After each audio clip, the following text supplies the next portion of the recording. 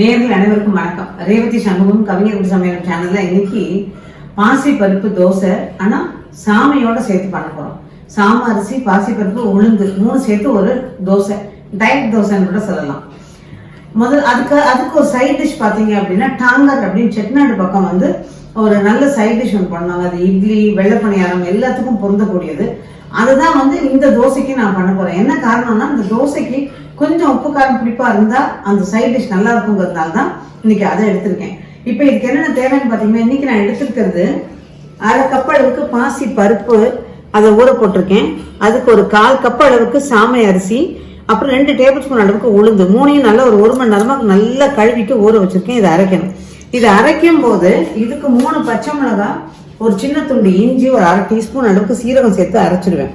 இந்த டாங்கருக்கு பார்த்தீங்கன்னா நல்ல ஒரு 2 பெரிய வெங்காயம் பொடியா நறுக்கி வச்சிருக்கேன். ஒரு 6-7 காஞ்ச மிளகாய் இந்த மாதிரி கிள்ளி வச்சிருக்கேன்.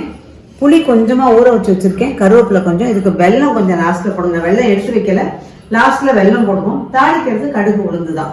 சரி, இது முதல்ல இதை அரைச்சிட்டு வந்துடுறேன்.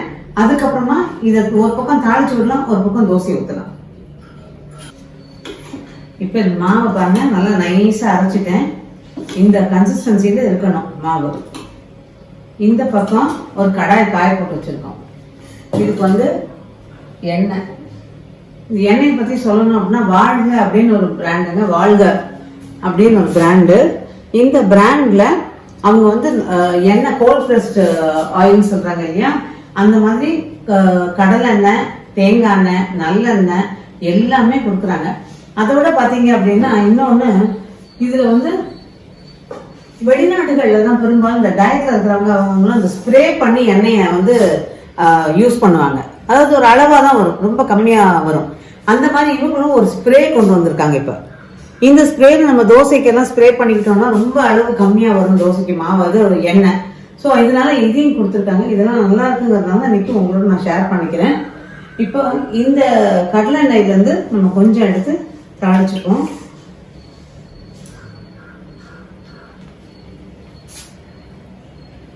இந்த டாங்கருக்கு கொஞ்சம் எண்ணெய் ஒரு துளி கூட வேணுங்க. நான் ஒரு 3 டேபிள் ஸ்பூன் அளவுக்கு எண்ணெய் விட்டுருக்கேன். அதை காயட்டும். டாங்கர் அப்படின்னு சொல்லும்போது நமக்கு அதுக்கு வெங்காயம், காரத்துக்கு காஞ்ச மிளகாய், லேசா புளி, வெல்லம், இதுதான். ஆனா இந்த கலவையான டேஸ்ட்டை இது ரொம்ப நல்லா கொடுக்குங்கிறதுனால தான் இன்னைக்கு இதை செலக்ட் பண்ணிருக்கேன்.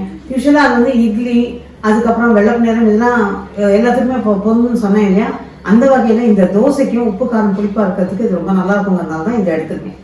இந்த தோசையை பத்தி சொல்லணும் அப்படின்னா, நான் ஒரு ஸ்டேஜ்ல அரிசி சம்பந்தப்பட்ட எதுவுமே சாப்பிடுறது இல்லை அப்படின்னு சொல்லிட்டு ஒரு வருஷம் கம்ப்ளீட்டா அரிசியை அவாய்ட் பண்ணியிருந்தேன். அந்த சமயத்துல எனக்கு இந்த தோசை தான் ரொம்ப சௌரியமா இருக்கும். அரைச்சி ஃப்ரிட்ஜில் வச்சிருவேன். வேணுங்கிற போது மத்தியானம் 2 தோசை, நைட்டு சப்பாத்தியோ ஏதோ இந்த தோசையோ ஏதோ கலந்துக்குவேன். இந்த தோசையிலேயே கொஞ்சம் ரசமோ குழம்போ ஏதோ விட்டு சாப்பிட்டு ஒரு கப் தயிர் சாப்பிடுவேன். ஃபில்லிங்கா இருக்கும். அந்த ஒரு வருஷம் பாத்தீங்கன்னா ரொம்பவே நல்ல ஹெல்தியா இருந்தது. ஆக்டிவாவும் இருந்தேன். இப்போ கடவுள் இப்போ ஆக்டிவா இருக்கும். பட் அப்போ ரொம்பவே ஆக்டிவா இருந்தது. ஆனா ஒரு விஷயம், நல்ல சாதத்தையும் அதையும் சாப்பிட்டு பழகின இந்த நாக்குக்கு எல்லா நேரமும் அதை சாப்பிட்ற போது கொஞ்சம் கஷ்டமா தான் இருக்கும். ஸோ திரும்ப சுவிட்ச் ஓவர் ஆயிருக்கேன் சாதத்துக்கெல்லாமும். ஆனாலும் நடுவில் இந்த தோசையை எல்லாருக்குமே பண்ணி கொடுத்து நாங்களும் சாப்பிட்றது உண்டு.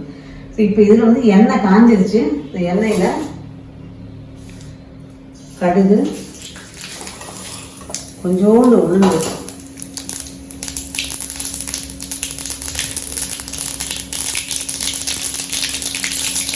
உளுந்து போடுற போது இந்த காஞ்ச மிளகாயும் அதில் போட்டுடலாம். விதையெல்லாம் மிக்ஸ் பண்ணணும் இல்லை, விதையோட தான் போடணும். இதுல வெங்காயம், கருவேப்பிலை, நம்ம எப்பவும் பண்ற மாதிரி இந்த வெங்காயத்துல கொஞ்சமா உப்பு, ஒரு சிட்டிகை உப்பு சீக்கிரம் வதங்கணும். அவ்வளவுதான். இந்த பக்கம் கல் காஞ்சிச்சான்னு பார்த்துட்டு நம்ம தோசையை ஊற்றிடலாம். இந்த கல் காஞ்சாச்சு நல்லா. இது நம்ம ஊற்ற வேண்டியதுதான். இந்த பக்கம் இது நல்லா வதங்கிட்டு இருக்கு.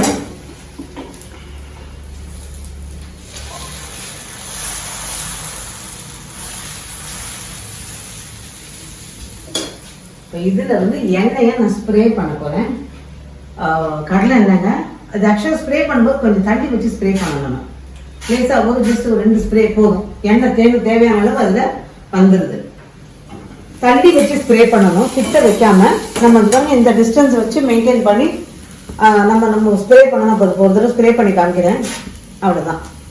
அதே மாதிரி இந்த எண்ணெயை பற்றின டீட்டெயில்ஸ் வந்து டிஸ்கிரிப்ஷன் பாக்ஸில் கொடுக்குறேன். நீங்கள் அது வேணுங்கிறவங்க அதை ஆர்டர் பண்ணி வாங்கிக்கலாம். இப்போ இது வதங்கிடுச்சு. இந்த பக்கம் இது வேகிறதுக்குள்ளார இதில் வந்து நம்ம புளி கொஞ்சமாக ஊற வச்சுருந்தேன் இல்லையா, அதை கொஞ்சமாக கரைச்சிருக்கேன். நான் அவ்வளோ புளியும் ஊற்றலை. நீங்கள் பார்த்தீங்கன்னா இதுக்கு வந்து மேக்ஸிமம் ஒரு சின்ன குட்டி நெல்லிக்காய் அளவு புளி இருந்தால் போடுது. ஏன்னா வெறுமே வேறு எதுவுமே நம்ம அதில் போடலை, அதனால் அந்த அளவு இருந்தால் போதும். இதில் இப்போ தேவையான உப்பு, கொஞ்சமாக உப்பு. இப்போ நல்லா கொதிச்சதுக்கு அப்புறமா நம்ம வெல்லம் போடுவோம். அதுக்கு இடையில இதில் கொஞ்சமாக மஞ்சள் தூள், வெறுமனே போடாமல் மஞ்சள் தூள் கொஞ்சோண்டு போட்டு விடுவோம். அது கொதிக்கட்டும், அவ்வளோதான். இப்போ தோசை ரெடி ஆயாச்சு. நான் ஒரு பிளேட்டில் தோசை எடுத்துடுறேன்.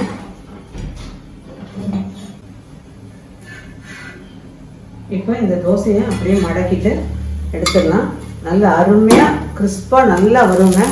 பட் போட்டு சூட்டோடு சாப்பிட்டுட்டிங்கன்னா ரொம்பவே நல்லாயிருக்கும். அது அன்னியில் இப்போ நம்ம ஃபார் சேஞ்ச் இதில் வேணும் அப்படின்னா நான் என்ன பண்ணேன், சில நேரங்களில் அது நிறைய பொடியாக நறுக்கின வெங்காயம், கொஞ்சம் வறுத்த முந்திரி பருப்பு, இந்த மாதிரி விஷயங்கள் அது நடுவு சேர்த்து, நிறைய கொத்தமல்லி, சில நேரம் தேங்காய் வெங்காயம் கொத்தமல்லி கலந்து அதை தூவிடுவேன். அந்த மாதிரி சாப்பிடும். ஸோ ஃபில்லிங்காகவும் இருக்கும். அதே சமயம் தக்காளி சில நேரங்களும் சேர்த்துப்போம். இந்த மாதிரியும் பண்ணலாம். நீ அடுத்து ஒரே ஒரு தோசை அதில் ஊற்றி காமிக்கிறேன். இன்னொரு தோசை.